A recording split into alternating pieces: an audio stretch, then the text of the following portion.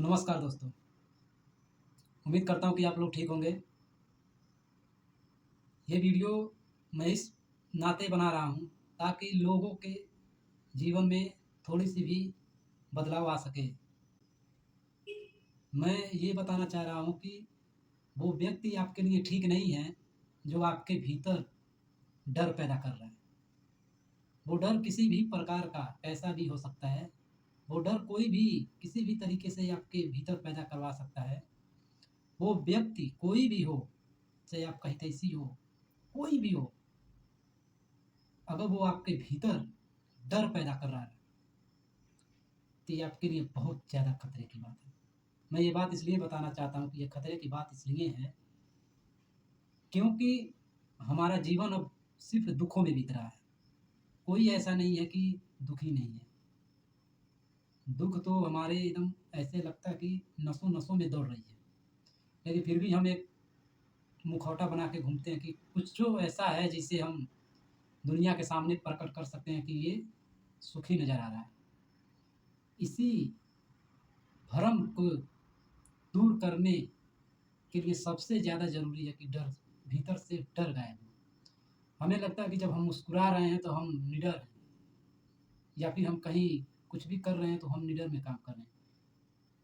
लेकिन आए दिन आए न किसी वक़्त पे आपको ये ज़रूर पता लग जाता है कि आप डर रहे हो। हर एक शब्द, हर एक विचार, हर एक ज़िंदगी, हर एक जीवन से जुड़ी बातें अगर आप उसमें गहराई से उतरेंगे तो उसमें पता चलेगा कि आप अभी डरे हुए हो।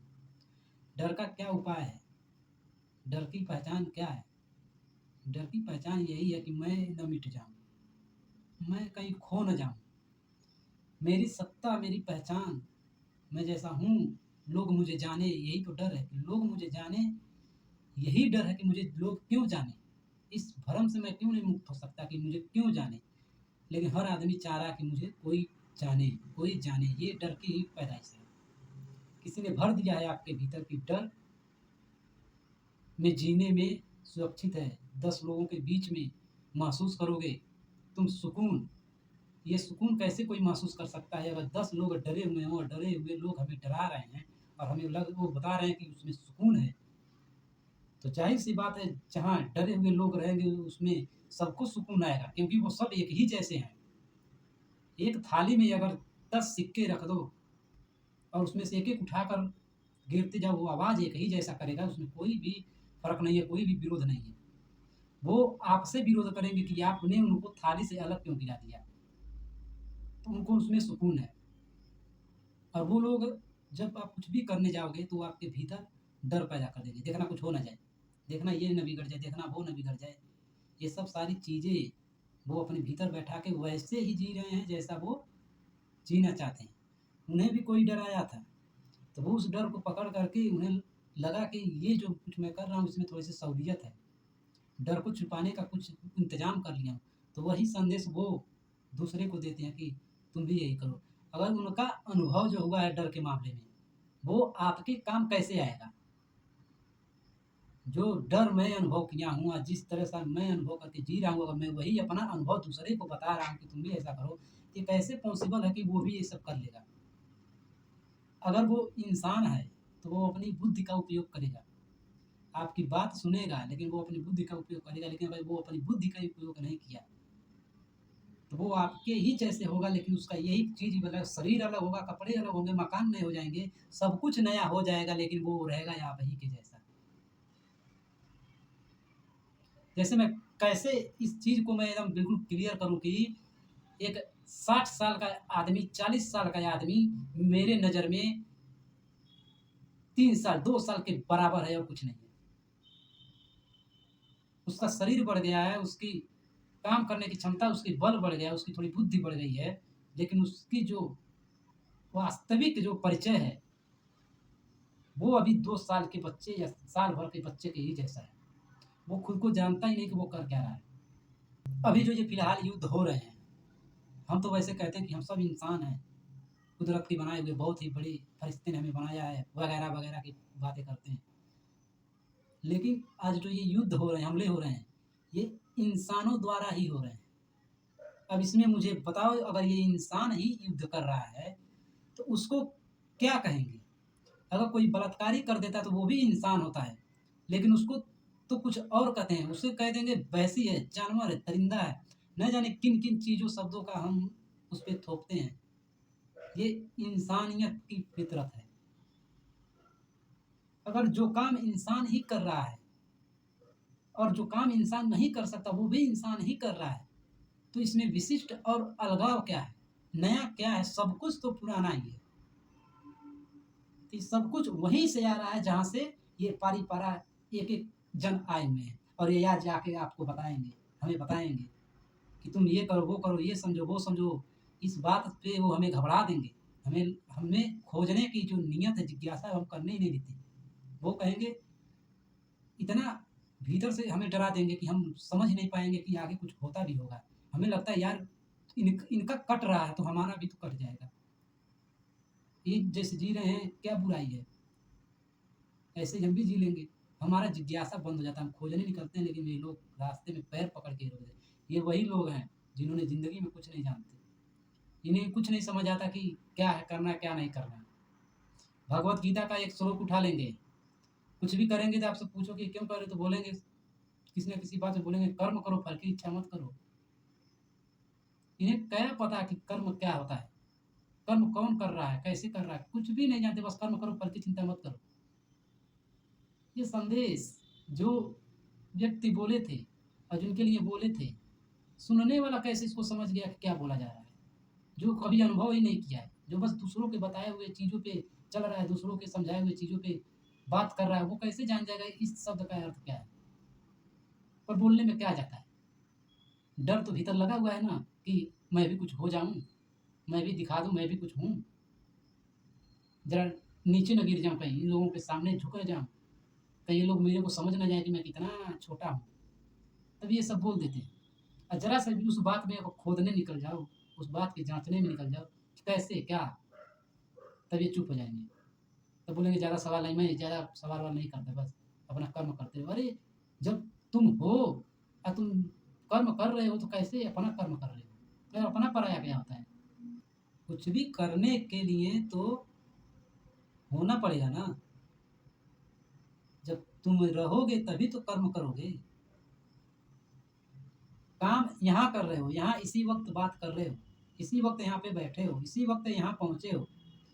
इन सब चीज़ों से कोई वास्ता नहीं है। बस में बैठे हो तो बस से कोई वास्ता नहीं है, गाड़ी चला रहे हो तो गाड़ी से कोई वास्ता नहीं, कहीं काम धंधे कर रहे हो तो वहाँ से कोई वास्ता नहीं है।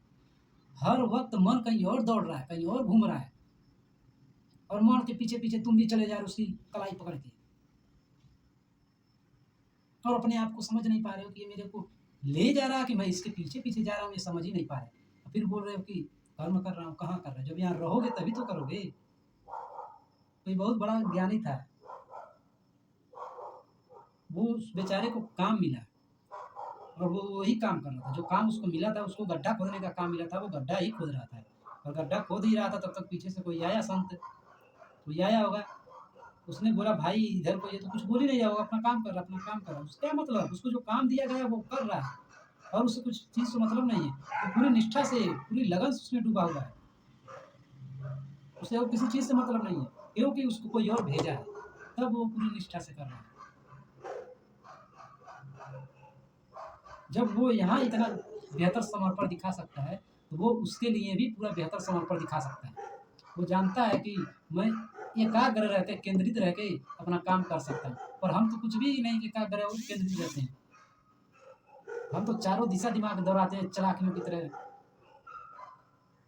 चालाक बनने की जो हमारे भीतर आदम बैठा है, तो पूरा दिमाग लगाता है कि क्या करना, क्या नहीं करना, कैसे नहीं करना। ये सारी बातें एकदम बिल्कुल हमें यहाँ तो टिकने ही नहीं देती। फिर हम हैं कहाँ? फिर कर क्या रहे हो? फिर कैसे कर रहे हो? ये सब बातें पोल ना खुले, ये सब बातें जानकारी ना मिले, इस सब चीज़ों के पीछे भागना ना पड़े, ये सब चीज़ें समझना ना पड़े, इन सब पीछों चीज़ों के पीछे जिज्ञासा, समय, बल, ऊर्जा ना लगे, इसलिए तो हम बिल्कुल बेफ़ालतू में हँसते, बोलते, मखचुदई, मज़ाक ये सब करते रहते हैं और समय काटते हैं। एक चीज़ भी नहीं है जिसके लिए समय समर्पित किया जाए, सब कुछ बकवास, टोटल वेस्ट बकवास। इस तरह तो हम जीते हैं और सिर्फ़ ये सब वहीं से हो रहा है डर, डर, डर। ये डर के ही वजह से सब कुछ हो रहा है और कुछ नहीं है। आदमी डरा नहीं हो रहेगा, तो भाई वो इतना वो हर एक चीज़ पे जिज्ञासा करेगा, हर एक चीज़ पे विरोध करेगा। वो मान ही नहीं सकता कोई भी चीज़ जब तक उसके परीक्षण ना कर पाए। हम तो सब कुछ मान लेते हैं, सब कुछ टोटल वैल्यू सब कुछ माने हुए हैं। सब कुछ मान लो, सब कुछ मान लो, कुछ जानने की ज़रूरत नहीं है। इसी में सबकी भलाई है। ये जो डर है हमारे भीतर, ये हमारे भीतर पहले आता है, पर उसका पता खबर नहीं रहता। पर ये डर को फुला देने वाले लोग हमारे आस-पास रहते हैं। और मैं फिर कह रहा हूँ कि अगर ये डर को फुला देने वाले, बढ़ा देने वाले, उत्तेजित कर देने वाले, घबरा देने वाले को अगर ये लोग आस-पास जो हमारे बढ़ा रहे हैं, ये कैसे लोग हैं? वैसे तो हमारा कोई किसी भी चीज़ का नुकसान कर दे या फिर हमारे साथ कोई नाइंसाफ़ी कर दे, गलत कर दे धंधा व्यापार में, तो हम तो ऐसे लगेगा उससे इतना दूरी बनाएँगे कि उसके पास भटके नहीं, दुश्मनी साध देंगे। और जो ये हमारे आस-पास रह रहे हैं, ये हमारे भीतर क्या भर भर रहे हैं, ये कभी नहीं हम सोचते हैं। तो इनसे कैसे रिश्ता जमा रहता है? इनसे क्यों नहीं विरोध उठता है कि क्या कर रहे हो? पर ये तो सवाल होता ही नहीं है, क्योंकि हम तो चारों तरफ देख रहे हैं, सब अपने ही अपने घूम रहे हैं एक-दूसरे के साथ। कोई किसी का कलाई नहीं काट रहा, कोई किसी का रास्ता नहीं काट रहा है।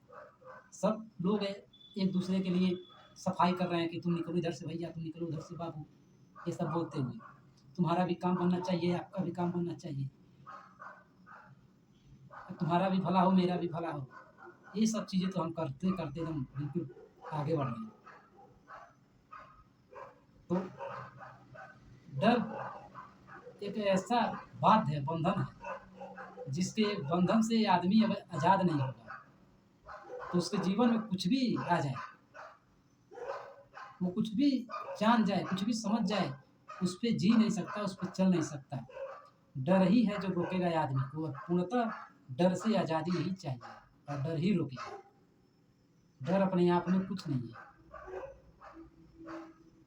एक